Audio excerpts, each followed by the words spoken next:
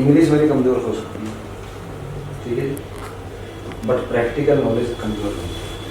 कहीं भी कोई भी पिछली ट्रेनिंग में बहुत चीज़ें बताया था मैंने कि हम लोगों ने फायर आग बुझाने पे काम नहीं करना है, हमने काम करना है किस पे, आग ना लगे, इस तरह से माहौल बनाना है कि आग लगी नहीं।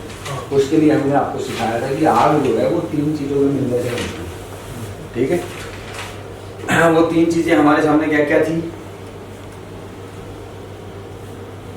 ये 3 एलिमेंट थे, ऑक्सीजन, हीट और फ्यूल, ईंधन। हर एक फायर में ये 3 चीज जब तक नहीं मिलेंगी तब तक आग नहीं, ठीक है जी।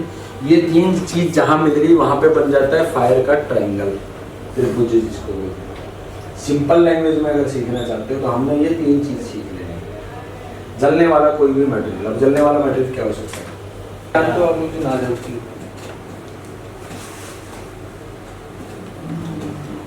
सिल्वर कोल, सिल्वर कोल वो बनता कैसे, लगभग सब चीजें मेल्ट करके। जलने का मतलब, ध्यान से सुनना है, जलने का मतलब आग लगना नहीं होता। जलने का मतलब उसकी अवस्था चेंज हो जाना, जलने का मतलब नुकसान हो जाना, उसकी अवस्था चेंज हो जाना है। अब लोहा स्टील है, क्या नहीं जलता है, जलता है, और ऐसा जलता है जब जलने लगे तो छोड़ेगा नहीं। जब ये लावा में कन्वर्ट हो जाता है 12 से 15 से डिग्री क्रॉस करता है लोहा, तो लावा बन जाता है। अब लावा से कोई भी चीज टच करो क्या होगा, वो भी खत्म। इस पृथ्वी पर कोई भी ऐसा प्रोडक्ट आज तक मौजूद नहीं है जो फायर प्रूफ है, रेसिस्टेंट हो सकता है, आपको 2 लाख 3 लाख डिग्री टेम्परेचर तक बचा लेगा, जैसे दीवार। अब इसमें तो आग नहीं लगेगी, इसमें क्या होगा, इसके ऊपर जो हमने कोटिंग कर रखी है, जो पेंट लगा रखा है वो जलेगा। हमने जो दीवार पे पेंट कर रखा है वो जलेगा, दीवार नहीं जलेगी। अब क्या होगा, जो कंटिन्यू यहाँ पे टेम्परेचर बढ़ता जाएगा मटेरियल बढ़ता जाएगा, तो जब 750 प्लस डिग्री टेम्परेचर होगा तो ये जो सीमेंट हमने इसमें लगा रखी है इसकी ग्रिप टूट जाएगी, पकड़ जो खत्म है वो भंगुर में बदल जाएगी, रेत जैसा होगा। अभी गिरेगा नहीं है कमरा, ये गिरेगा तब जब हमने इसमें लोहे का अगर पार्ट दिया हुआ है, तो स्टील के हम चैनल दे देते हैं या गाटर दे देते हैं, वो चीजें जब तक मेल्ट नहीं होंगी तब तक ही नहीं गिरेगी। वो उनके लिए टेम्परेचर वही 1500-1600 प्लस ही, जब वो मेल्ट होंगी तो ये आपकी दीवार गिर जाएगी, जिसको बिल्डिंग कोलैप्स होगा। सुना होगा ना कभी आग लगी होगी, बिल्डिंग कोलैप्स होगी। बिल्डिंग जहाँ कोलैप्स होगी मतलब 2000 प्लस टेम्परेचर हो, ठीक है। अभी एक मूवी आई है अग्नि, अमेज़न प्राइम पे देखना। ये जो हम लोग मटेरियल यूज कर रहे हैं ना इसको दिखावे के लिए, इस तरह से अच्छा बना दे, वो प्लास्टिक का टफन मटेरियल होता है, वो जैसे ही आग पकड़ता है वो 2000 प्लस डिग्री टेम्परेचर जनरेट करता है, और हम लोग उसको लगा रहे हैं अपने घरों में। इंडस्ट्री में तो लगाने नहीं देंगे हमारे जैसे लोग, उनको लगा रहे हैं हम लोग घरों में। अब सोचो जिस घर के लिए आप लोग, ये मजदूरी है जो हम मजदूरी कर रहे हैं, आप कर रहे हो, मैं कर रहा हूँ, ये जो मजदूरी कर रहे हैं उनको हम काम बिठा गया। थोड़ा सा इन चीज़ों पर फोकस करना है कि ईंधन जो है, हर एक चीज इस पृथ्वी पर जो मौजूद है वो सारा का सारा हमारा ईंधन है, डिपेंड करता है उसके जलने के तापमान। जल्दी तो ये इसकी कैपेसिटी टेम्परेचर, इग्निशन टेम्परेचर उसको बोलते हैं। हर एक चीज का जलने का एक तापमान होता है जिसको ज्वलनशील ताप बोलते हैं। इसकी ज्यादा जानकारी के लिए ज्वलनशील ताप इस पैटर्न का क्या होता है, गूगल की हेल्प ले लूँगा। जो प्रोडक्ट आपको चाहिए, जिसका इग्निशन पॉइंट चाहिए, आप लिखो उस प्रोडक्ट का नाम और इग्निशन पॉइंट डाल दो, आपको बता देगा कि कहाँ पे जाकर वो जलना स्टार्ट। क्लियर है? ईंधन क्लियर है? हाँ। इसके बाद आती है ऑक्सीजन की बात। हमारे वातावरण में ऑक्सीजन की जो नेचर की तरफ से मिली हुई रेशियो जो है वो 21%। कितनी है? 20.8 एग्जैक्ट, राउंड फिगर करने के लिए 21%। आग लगने के लिए हमें चाहिए होती है सिर्फ और सिर्फ 16%। कितनी चाहिए? तो मोर देन सफिशिएंट हमारे पास मौजूद है हर जगह, हर जगह। क्योंकि प्रकृति ने अपने इस तरह से एटमॉस्फेयर बनाया है कि वो इंसान जो है उसको हर जगह 21% मिलनी चाहिए, वरना जिंदा नहीं रह पाएगा। अगर 18% से नीचे ऑक्सीजन का लेवल आता है तो एक हेल्दी इंसान बेहोश हो सकता है, लेकिन आग 16 मिनट जलती रहेगी। ठीक है जी। इस बात में सीखने की चीज ये है कि कभी किसी रूम में बंद दरवाजे के अंदर आग लगी हो तो डायरेक्ट एंट्री मत करना। आप खोलोगे दरवाजा, एंटर करोगे, और दरवाजा अगर रिटर्न बंद हो गया तो हमारा ऑक्सीजन का लेवल वहाँ पे कम हो चुका है। वो 16% भी हो सकता है, वो 16% में सेम टाइम डेथ हो गया, क्योंकि ऑक्सीजन लेवल है ही नहीं वहाँ। क्लियर है? इसके बाद आती है तीसरी और सबसे इम्पोर्टेंट चीज, हीट सोर्स। तापमान कहाँ से मिलता है? अभी ईंधन हो गया, हर जगह मौजूद है। ईंधन के बगैर हमारी इंडस्ट्री नहीं चलेगी, हमारा काम नहीं चलेगा, हमारा घर परिवार नहीं चलेगा। रखना पड़ेगा ईंधन, मजबूरी है। ऑक्सीजन नेचुरल सोर्स है, उसके बिना हम जिंदा भी नहीं रह सकते, उसको भी नहीं काट सकते। हम अगर किसी चीज को कंट्रोल कर सकते हैं तो वो है सिर्फ और सिर्फ तापमान। ठीक है जी। अब तापमान कहाँ से मिल सकता है, कुछ उदाहरण पे हम लोग बात करते हैं। सबसे पहली चीज आती है कंट्रोल्ड फ्लेम। हम खाना बनाने के लिए बर्नर जलाते हैं, गैस जलाते हैं, चूल्हा जलाते हैं। ठीक है। कई बार क्या होता है, हम वो कपड़ा रखते हैं एक बर्तन को उतारने चढ़ाने के लिए, कपड़ा होता है ना, किचन क्लॉथ जो होता है, उसको मैक्सिमम लेडीज की हैबिट देखना, दोनों बर्नर के बीच में रखते हैं। मैक्सिमम की आदत होती है। उतारा बर्तन को, ला के वहां पर अक्सर उसमें आग नहीं, हड़बड़ाहट में उसको फेंक देते हैं ऐसे इधर उधर साइड में। और रियलिटी आप अपने किचन से हिसाब लगा लेना, हम लोग अपने किचन में क्या भर के रखें। 2 साल पुरानी पॉलिथीन मिलेगी आपको आपके किचन में, और कहाँ मिलेगी, ये सबसे खतरनाक है। सिलेंडर के जो रेगुलेटर वाला ऊपर वाला हिस्सा होता है ना, वहाँ फंसी छापा मारना जगह या कपड़ा मिलेगा। ये रियलिटी है। सिलेंडर क्या है, एलपीजी सिलेंडर क्या है, बॉम्ब रखा है हमारे घर में, और हमने उसके चारों तरफ इस तरह मेटेरियल भर दिया है। अगर कभी गलती से या किसी कारण से कुछ हुआ, अब मतलब नहीं रेगुलेटर बंद कर पाओगे। सबसे पहला सेफ्टी पॉइंट एलपीजी सिलेंडर में क्या है, रेगुलेटर है ना, उसके चारों तरफ थैली भर दी। 90% घरों की बोल रहा हूँ मैं कहानी, मेरे घर की थी ये कहानी। जो मैं 15-16 साल से इस इंडस्ट्री में हूँ, मेरे घर की ये कहानी थी। और अक्सर जब 10-5 दिन गायब हो जाता हूँ, बाहर जाता हूँ, तो अब भी हो जाता है। वो बात एक अलग है, जब आना हो, जैसे दिखे ना किचन में जाए तो साफ हो जाती है, बोले। तो प्लीज ये सब चीजें थोड़ा थोड़ा जो ट्रेनिंग में घर से रिलेटेड आए उनको भी फॉलो करना है। ठीक है। कंट्रोल्ड फ्लेम, जैसे कूड़ा कचरा जला दिया हमने, आंधी तूफान आ गया, किसी शरारती तत्व ने इधर से उधर उसको बिखेर दिया।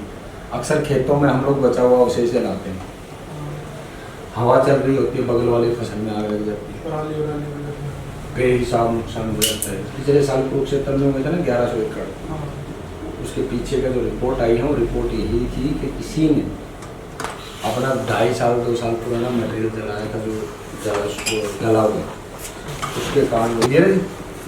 तो हमेशा चीज़ें ध्यान रखना कि ओपन जो फ्लेम हमने लगा रखी है, जब तक हम उसको प्रॉपर कवरेज में ना जलाएं या फिर उसको अनअटेंडेड नहीं छोड़ेंगे, कि इंसान वहाँ पे हमेशा मौजूद रहना चाहिए जब तक वो आग पूरी तरह से बुझ ना जाए। क्लियर है? इसके बाद आती है सूरज की किरणें। बचपन में एक मैग्नीफाइड ग्लास लेते हैं, क्या करते हैं, पेपर पे सूरज। यस, हमें वहाँ पे ना डिजाइन ड्राइंग नाम दिख रहे थे, बट रियलिटी वो ये है कि हम 2 से 3 किरणों को सूरज की को एक पॉइंट पे हिट करें,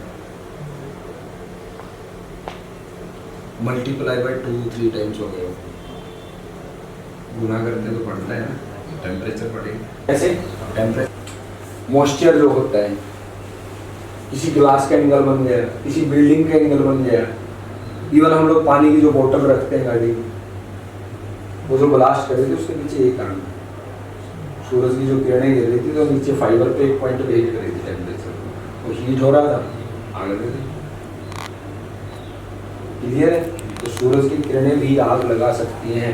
अक्सर जंगलों में आग लगती है, लग सकती है सूरज की किरणों से। मॉइस्चर होता है वहाँ पे, जंगल पानी है, सूरज की 2 किरणें एक जगह अगर टकराई तो नीचे सूखी पत्तियां लग जाती है। क्लियर है? इसके अलावा स्पार्क होते हैं, हाई वोल्टेज के जो स्पार्क होते हैं वो इंस्टेंट कार्रवाई करते हैं, नेगेटिव पॉजिटिव या डबल फेस का फेस करते हैं, सेम टाइम स्पार्क होते हैं, वो आग लगा सकता है। इसके बाद आता है फ्रिक्शन, घर्षण। अभी तो सीजन चल रहा है, हाँ अभी स्वेटर वेटर हाँ? पहनते हैं लोग। तो जो हम लोग आपस में किसी चीज को भी रगड़ते हैं तो उन दोनों के बीच में ऊष्मा उत्पन्न होती है, गर्मी उत्पन्न होती है। हमारे हाथों में आग नहीं लग रही, क्यों नहीं लग रही? इग्निशन टेम्परेचर नहीं पहुंच पा रहा स्किन का। अगर हम इसको मैनुअली किसी चीज से करेंगे तो चांसेस हैं आग लगने के। इसकी स्पीड अगर बढ़ाते हैं तो एक टाइम आएगा में आग लग जाएगी। 2 लकड़ियां भी आपस में रगड़ोगे तो भी आग लग जाती है, मैन वर्सेस वाइल्ड बियर के। ठीक है जी, जंगलों में हमेशा 2 लकड़ियां आपस में रगड़ के आग लगा देते हैं। कभी इस मिथ में मत रहना कि लोहे का गाटर टकराएगा तभी चिंगारियां निकलेंगी या पत्थर टकराएगा तभी चिंगारियां निकलेंगी। जो पेड़ गिरते हैं ना अक्सर जंगलों में, एक दूसरे पेड़ से रगड़ खाते हुए नीचे तक आते हैं, जब तक नीचे पहुंचते तब तक आग लग जाती है, पूरा जंगल जल जाता है। क्लियर है? कुछ उदाहरणों पर बात कर रहे हैं, उदाहरण और भी यूज। इसके बाद आता है जी केमिकल एक्शन। कोई भी केमिकल, इस पे हम लोग ज्यादा डिटेल में नहीं जाएंगे, इसके लिए एक सिंपल सा वर्ड बताता हूँ, नोट कर लेंगे। MSDS, material safety data sheet. ठीक है जी, MSDS। इस पृथ्वी पर जितना भी केमिकल है, बता, इस पृथ्वी पर जितना भी मटेरियल है, केमिकल श्रेणी में जो भी आइडेंटिफाई किया गया है, उसकी एक मटेरियल सेफ्टी डाटा शीट बनाई गई है। क्या बनाई गई है? Material safety data sheet. ठीक है जी।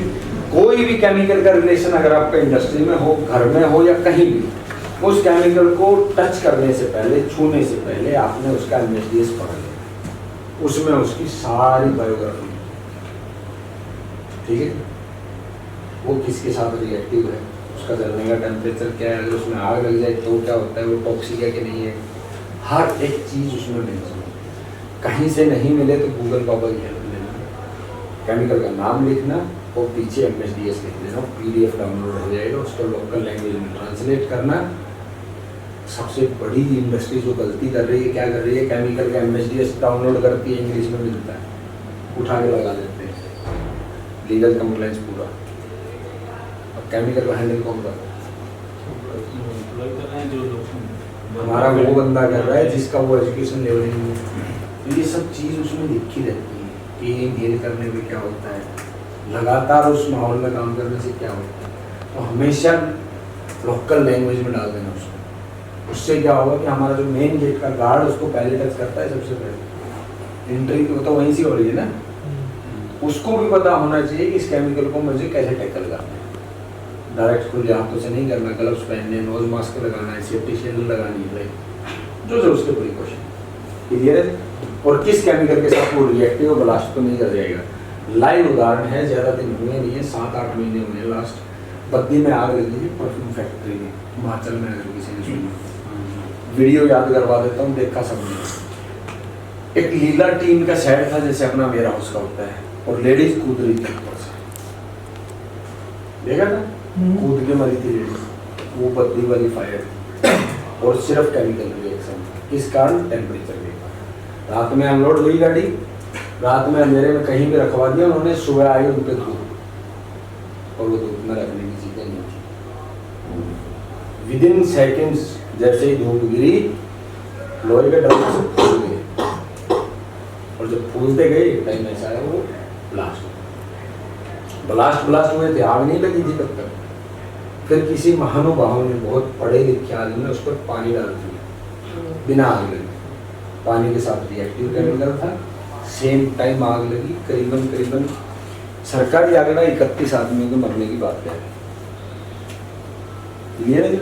तो हमेशा ध्यान रखना, कोई भी केमिकल अगर आप हैंडल करते हो तो उसका MSDS हमें पहले से बता, तो उसका कैलिब्रेशन मैच नहीं हुआ, वो काटा उसका उठ नहीं रहा था, उसने सोचा टैंक खाली है और वाल्व खोल दिया, लेकिन टैंक खाली नहीं है, ऑलरेडी था उसमें ऑलरेडी अदर केमिकल। तो जैसे उसमें डाला तो उसके परफ्यूम मतलब सॉरी वो बनते हैं ना वेपर जब निकले तो उस टाइम जलाने की परमिशन नहीं थी। ये बेसिकली आप लोगों ने देखा होगा मैक्सिमम केमिकल फैक्ट्री में ऊपर एक जलती हुई मसाला देती है, हाँ वो टॉक्सिक गैसों को जहरीली गैसों को जलाती है, वैसे नहीं जलती, वो उनको जला रही है। ठीक है, तो वो उस टाइम शिफ्ट चेंज का टाइम था, वो बंद कर रखा। ठीक है, और उसका मेंटेनेंस होना था अगले दिन, इसलिए उस पर शटडाउन दे दिया गया था कि इस टैंक में कुछ डालना नहीं है। जब उसने शटडाउन के डॉक्यूमेंट देखे तब तक उसमें कुछ केमिकल शिफ्ट हो चुका था, उसने वाल्व बंद करके किसी को नहीं बताया, तो उसके अंदर जो केमिकल था वो रिएक्शन हुआ और उसके थ्रू निकलते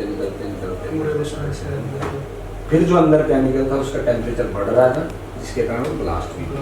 तो मूवी में थोड़ा सा अलग कर रहा है, ठीक है ना, एग्जैक्ट नहीं दिखा सकते। क्लियर है केमिकल रिएक्शन का।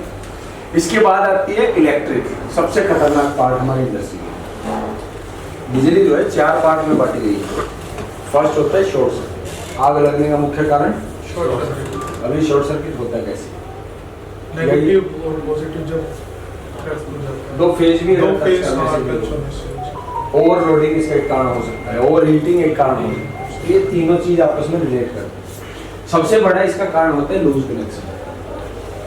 शॉर्ट सर्किट होने का सबसे बड़ा कारण है लूज कनेक्शन। प्रॉपर वायरिंग नहीं है। लूज कनेक्शन कैसे होता है, हमारी केबल खराब हो गई, तक से दोनों साइड से छीलते हैं, बांधते हैं, टेप कर देते, हो जाएगा जुगाड़। घरों के लिए तो ठीक है, लेकिन मैं नहीं मानता घरों पे भी ठीक, क्योंकि वहां पे हमारी असली वैल्यू है। ये नौकरी कहीं और मिल जाएगी, ये इंश्योरेंस में कवर्ड है, दोबारा खड़ी हो जाएगी, है कि नहीं। लेकिन हमारे घर में जो आदमी खड़ा है उसको आप रिकवर नहीं कर, कोई मरने के बाद वापस आए कभी नहीं करनी। केबल आपकी डैमेज हुई है या तो point two point cable change हो गई। अभी तो बहुत सारी जेल प्रोडक्ट आ रहे हैं, डब्बा ऐसे कंटेनर पहना उसमें जेल भर दो, सेफ 100%। लूज कनेक्शन नहीं रखना है, ठीक है जी। अब आती है ओवरलोडिंग। ओवरलोडिंग कैसे होती है, कैपेसिटी इतनी उसको ओवरलोड दे दिया, मान लीजिए 5 ही कंप्यूटर चलाने हमने शटर भी लगा दिया उसमें। तो यहाँ कैसे आइडेंटिफाई करेंगे इन चीज़ों फेस के अकॉर्डिंग भी फाइंड कर सकते हैं। एक फेस का जैसे एसी का हम यहाँ पे 3 फेस यूज कर रहे हैं और कैपेसिटी इतनी 3 फेस का हम यूज कर रहे हैं। हमारे पास जो सबसे खतरनाक चीज है ना वो एक्सटेंशन बोर्ड, ठीक है। एक्सटेंशन पे एक्सटेंशन, एक सॉकेट है 15 एम्पियर का 16 एम्पियर का, ठीक है जी। इसमें एक एक्सटेंशन बोर्ड लगाया, यहाँ से एक एक्सटेंशन निकाला, आगे और जरूरत पड़ेगी उस एक्सटेंशन से एक्सटेंशन निकाल लिया। अरे भाई साहब इसकी लोड कैपेसिटी कौन देखेगा। और गजब की बात, एक्सटेंशन बोर्ड लेने जाते हैं मार्केट में, पहला वर्ड का सस्ता सा ज्यादा सॉकेट वाला लंबी वायर वाला, दुकान वाला है बेचने के लिए बैठे जी, बेचे हो आपकी सारी चीजें पूरी करेगा 100 रुपये में एक्सटेंशन बोर्ड देते। अब क्या उम्मीद ही कर रहे हो, यहाँ पे सिर्फ 16 एम्पियर लोड ले सकते हैं, एक 3 पिन टॉप में, वहाँ 5 एक में निकाल दिए, 5 एक में 10, 16 को 10 से कर मल्टीप्लाई। इसके पीछे और खतरनाक बात जो घर पे लगती है, इसके पीछे की जो फिटिंग करवाई थी किससे करवाई थी, किससे